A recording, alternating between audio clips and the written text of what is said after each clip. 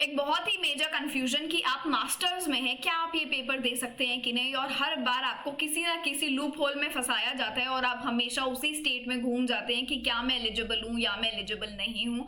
But मैं clear cut definition और जो यूजीसी की गाइडलाइंस है उससे रिलेटेड ये वीडियो आपके लिए लेकर आई हूँ। तो इंग्लिश विंग्लिश आपके लिए यही काम करता है, ये यही प्लेटफॉर्म है जहाँ पे टाइमली आपको सारे अपडेट्स डिलीवर किए जाते हैं। और similarly UGC net set AP PhD related सारे अपडेट्स आपको यहाँ देखने को मिलेंगे।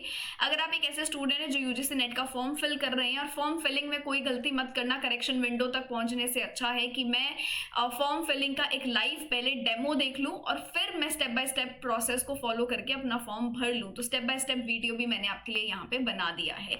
अब बारी आती है कि क्या हमारा एलिजिबिलिटी स्टेटस है। तो सबसे पहले तो ये देख लूं कि आपके पास सिर्फ और सिर्फ अगर आप फाइनल ईयर कर चुके हैं, अपना मास्टर्स आपका हो गया है और उसमें अगर आपका 55% है और आप कोई कैटेगरी से बिलोंग नहीं करते, आप जनरल अनरिजर्व्ड ईडब्ल्यूएस से हैं, तो आप ठीक है, आपका काम हो गया, आप नेट के लिए एलिजिबल हैं। आप अगर कैटेगरी से बिलोंग करते हैं और आपका 50% है, SC ST PWD PWBD third gender, ये सारी कैटेगरीज आपकी हैं और आपका 50% आया मास्टर्स में, तो आप एलिजिबल हैं। अब बारी आती है उन सभी स्टूडेंट्स की जो अभी अपने फाइनल ईयर में है। फाइनल ईयर में कहने का मतलब है अपने थर्ड सेमेस्टर में या अपने फोर्थ सेमेस्टर में है या उनका रिजल्ट अभी अवेटिंग में है।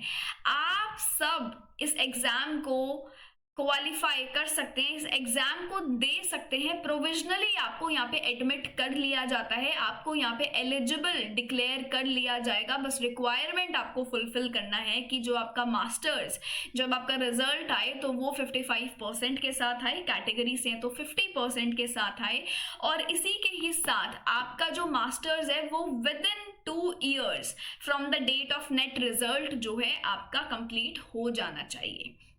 बस इतनी सी बात है जो आपको ध्यान में रखनी है। बहुत सारे बच्चे बोलते हैं कि हम फर्स्ट ईयर में हैं, क्या हम दे सकते हैं ये वो। अब बिल्कुल दे सकते हैं, आपको कोई एप्लीकेशन आपका रिजेक्ट नहीं कर रहा है, बट बाद में दिक्कत आती है।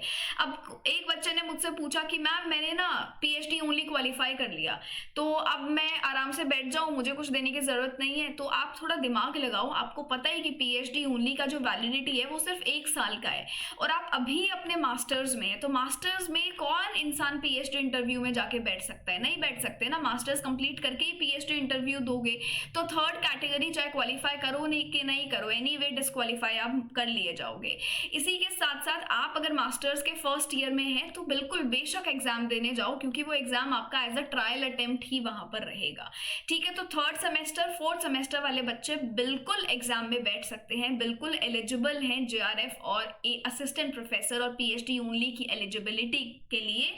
और यहाँ पे ये आपको ध्यान रखना है एटलीस्ट 55% के साथ आपका जो एग्जाम है, मास्टर्स का डिग्री है, वो कंप्लीट कर रखा हो।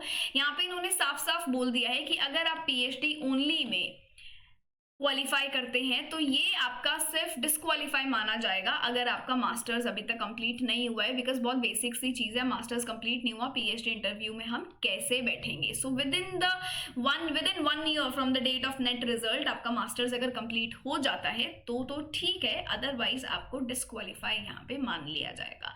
आप अगर थर्ड सेमेस्टर में अपना नेट पीएचडी ओनली से अगर क्वालिफाई करते हैं तो बिल्कुल 1 साल की वैलिडिटी आपके पास रहेगी। आपका फोर्थ सेमेस्टर निकलेगा, उसके बाद जो भी आपकी पीएचडी एप्लीकेशंस आती हैं आप उनमें बैठ सकते हैं। सो आई होप ये कंफ्यूजन आपकी यहाँ पे क्लियर हो गई हो, और यही कंफ्यूजन को क्लियर करने का काम इंग्लिश आपके साथ करता है। So this is it from my side. English के लिए अगर आप पढ़ना चाहते हैं तो जेआरएफ अड्डा प्लेटफॉर्म पे मैं डेली क्लासेस लेती हूँ। Thank you so much.